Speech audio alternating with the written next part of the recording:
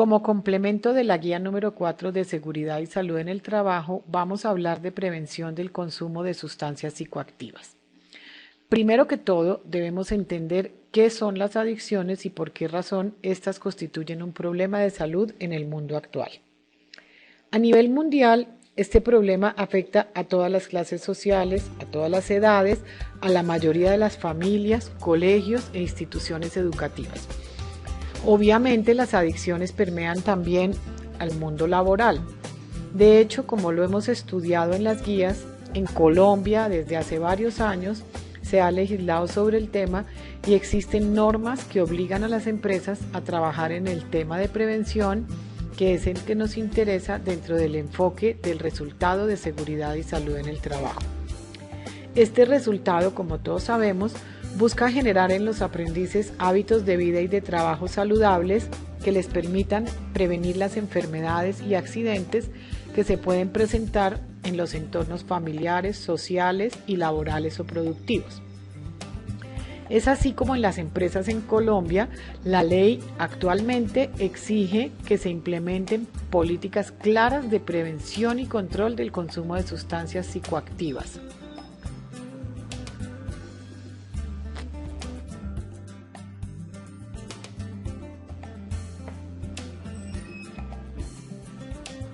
Es importante que aclaremos que la adicción no es un vicio, no es un defecto, no es una degeneración. Es una enfermedad que puede ser progresiva, incurable y mortal. Por lo tanto, las personas que tienen algún tipo de adicción deben ser tratadas como enfermos y deben ser atendidos por el Sistema Nacional de Salud. Como cualquier otra enfermedad, la adicción no debe ser entonces un motivo para discriminar ni condenar a las personas, sino, por el contrario, se deben ayudar y apoyar en su proceso de lograr mantenerse sobrios, o sea, sin la necesidad de consumir las sustancias o de practicar los procesos que les han creado la dependencia.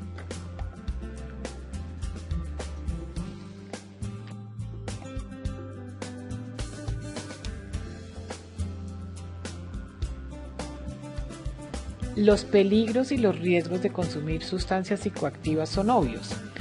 Todos conocemos muchos testimonios de las devastadoras consecuencias que acarrean estas para nuestras vidas, relaciones, salud, trabajo, etc. Otro término que debemos aclarar es el de abuso. Ya no se habla de abuso de sustancias, sino de consumo, pues muchas personas llegan a volverse adictas desde el primer momento en que empiezan a consumir sustancias psicoactivas sin que necesariamente hayan llegado a abusar de estas. El que una persona se vuelva más o menos rápido adicta dependerá obviamente del tipo de sustancia que consuma y de muchos factores de riesgo de los cuales hablaremos más adelante en este video.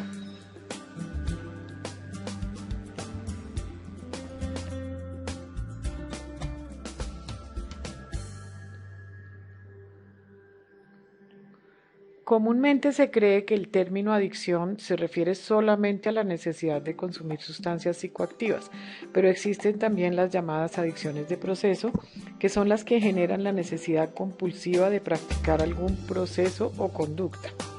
Dentro de las adicciones de proceso más comunes podemos mencionar como ejemplos la adicción a la tecnología, a las redes sociales, al juego, a los videojuegos, al trabajo, a las compras, a las relaciones, a robar, a mentir o a las personas, como es el caso de la llamada codependencia, donde una persona depende de la relación con otra persona, aunque esta relación le traiga problemas y le traiga más malestar que beneficios. También la codependencia se caracteriza porque la persona codependiente literalmente necesita que el otro la necesite. Esta adicción a las relaciones es más común de lo que creemos y es lo que muchos llamamos en el argot popular que son personas masoquistas o que pareciera que les gusta recibir maltrato y sufrir. También lo llaman relaciones disfuncionales o patológicas y coloquialmente lo describen con el porque te quiero te aporrio, que es un refrán antiguo.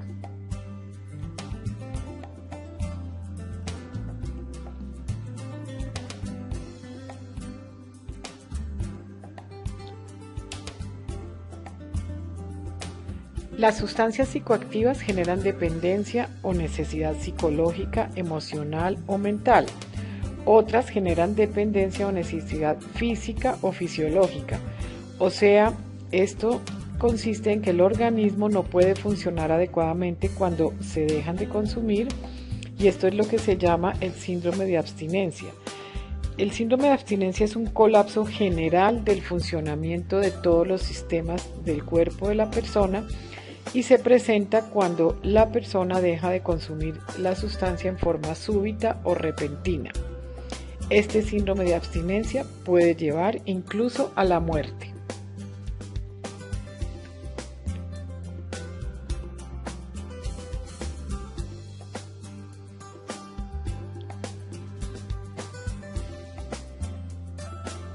El primer paso que debemos dar cuando decidimos luchar contra una enfermedad o queremos prevenir la misma es informarnos a fondo e indagar sobre las causas, los factores de riesgo, los peligros y las consecuencias de dicha enfermedad. Por esta razón, con estos conocimientos sobre el tema de las adicciones, queremos dar la posibilidad de que cada uno de nosotros reflexione sobre el tema y las posibilidades que tiene de volverse multiplicador para que de manera colectiva podamos crear una verdadera cultura de prevención de adicciones en el SENA, en nuestro entorno laboral, familiar, social, y generemos multiplicación de todos estos conocimientos.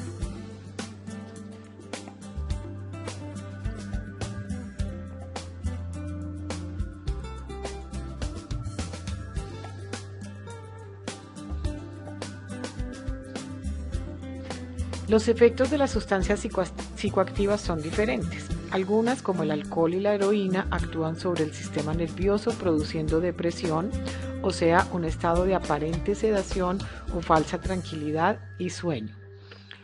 Otras, por el contrario, producen euforia y excitación del sistema nervioso porque actúan estimulándolo. Por ejemplo, sucede esto con la cocaína, la cafeína y la nicotina. Son las que llamamos comúnmente estimulantes. Y el tercer grupo lo que produce son alucinaciones visuales, auditivas, sensoriales, etc. Por ejemplo, a este grupo pertenecen el LSD y la marihuana. Pero el verdadero problema de salud de las adicciones está en lo que llamamos la curva del consumo, que consiste en lo siguiente. En la primera fase, al principio, cuando la persona inicia el consumo bajo los efectos de la sustancia, pasa del estado de ánimo normal al de euforia, pero luego, cuando la sustancia se elimina del organismo, la persona vuelve a estado de ánimo normal y por esta razón siente la necesidad de volver a consumir para lograr nuevamente sentirse eufórico. En la segunda fase, el consumidor, bajo el efecto de la sustancia, llega de normal a eufórico, pero luego baja a depresión y por esta razón siente la necesidad más imperiosa de consumir en mayor cantidad y frecuencia la sustancia para salir rápidamente de la depresión y lograr la euforia. En la tercera fase, el consumidor ya permanece en depresión y para llegar a estado normal necesita consumir la droga y ya ni siquiera logra la euforia. La cuarta fase, esta ya es una etapa terminal donde el consumidor nunca logra, por más que consuma la sustancia, llegar a salir de la depresión. En estas dos últimas fases, la tercera y la cuarta, es muy común el suicidio o la muerte por sobredosis o mezcla de sustancias en el desespero por salir de la depresión, cosa que nunca logran, como ya dijimos. Otro aspecto importante de resaltar es que muchos consumidores piensan que la solución cuando no logran los efectos deseados con una sustancia es acudir al consumo de otra, y estas mezclas no son como sumar los efectos, sino que se multiplican o potencian y por eso pueden llegar a ser mortales.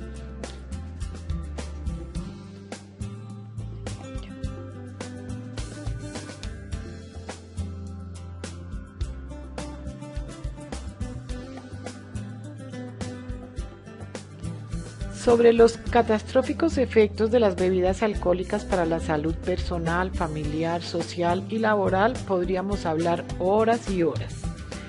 Como inquietud en todo caso y tema de investigación y profundización, les dejo la tarea de indagar estadísticas sobre el porcentaje de accidentes laborales, familiares, de tránsito y de los delitos que son cometidos bajo los efectos del consumo del alcohol. Uno de los aspectos más graves del consumo de alcohol y nicotina es que ambos han sido socialmente aceptados. De hecho, las personas consideran muchas veces que fumar o consumir licor les da estatus. Otro aspecto importante para tener en cuenta es que la propensión a ser alcohólico se hereda o transmite de generación en generación. Por esta razón, los hijos de alcohólicos tienen que tener mucho más cuidado con el consumo de estas bebidas, pues sus probabilidades de llegar a la adicción al alcohol son mayores que las de las personas que no tienen este factor hereditario. Y por esta razón también es que en países como los europeos o los del sur de América, las personas que se han acostumbrado al uso diario y moderado del vino no se hacen adictas.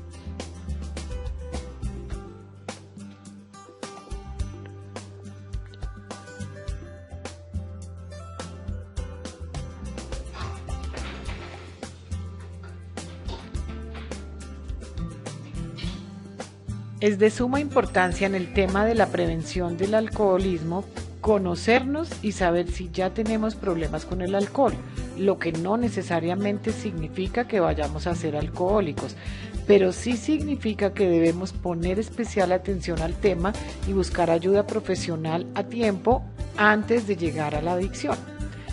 Por esa razón, debemos reflexionar profundamente sobre la definición que nos da la Organización Mundial de la Salud del alcoholismo y responder también las 4 preguntas del test de Gage para hacernos nuestro propio autodiagnóstico y proceder a conseguir tratamiento adecuado y oportuno para esta enfermedad. En caso de que seamos mujeres o menores de 21 años, ya sabemos también que el riesgo de llegar a la adicción es mucho mayor que el de los hombres y que el de los adultos.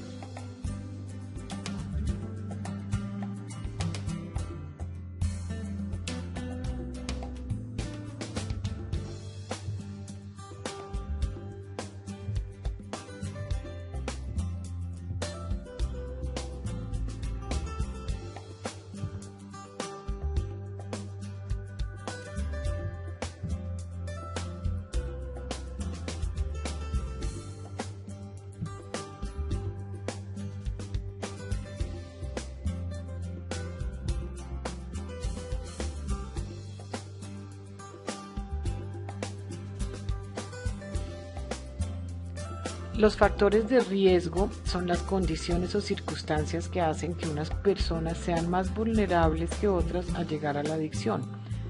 Sin embargo, estas circunstancias no son una camisa de fuerza o una condición que necesariamente determine que una persona sea o no adicta. De hecho, muchos adictos no han tenido nunca ninguna de estas circunstancias y en sentido contrario, muchas personas que sí las han tenido no han llegado nunca a ser adictos.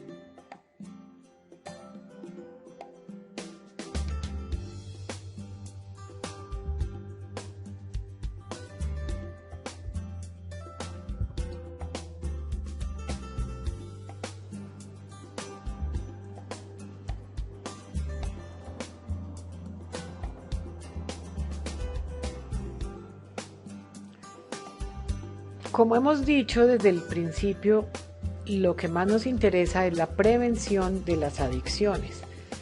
Dentro de nuestro enfoque de estilos de vida saludables que reza el resultado de seguridad y salud en el trabajo, siempre hablamos o recomendamos prácticas, como su nombre lo indica, saludables, que consisten en lo que todos sabemos: hacer ejercicio, alimentarnos de una manera balanceada y con alimentos saludables, descansar, dormir, tener una vida muy saludable es lo que más nos ayuda a producir unas sustancias que tiene nuestro cuerpo internamente, porque la naturaleza o Dios, para los que crean en Dios, son tan sabios que dotaron nuestro cuerpo de unas sustancias muy parecidas a las drogas que nos producen los efectos que las personas buscan al consumirlas externamente. Las endorfinas se llaman así porque endo quiere decir de adentro y orfina por lo parecidas a la morfina. Nos producen entonces muchos efectos placenteros, como disminuir el dolor físico, emocional, sentimental, como hacernos sentir felices, hacernos sentir queridos, tener una sensación de placer, de descanso, de tranquilidad. Y para aumentar la producción de estas sustancias, que las tenemos ya en el organismo, pero podemos aprender a producirlas en mayor cantidad para poder disfrutar de sus efectos sin tener que buscarlo externamente en las drogas psicoactivas o las sustancias psicoactivas, pues debemos practicar una vida feliz, una vida sana, una vida espiritual, una vida en donde encontremos, como decía la Madre Teresa de Calcuta, más placer en dar que en recibir. Si nosotros nos proponemos tener una vida de esa clase, podemos disminuir el estrés, evitar las enfermedades, aumentar las defensas y vivir plenamente, que es a lo que vinimos. Por esa razón no necesitaríamos buscar el consumo de ninguna sustancia ni estimulante, ni depresora, ni alucinógena.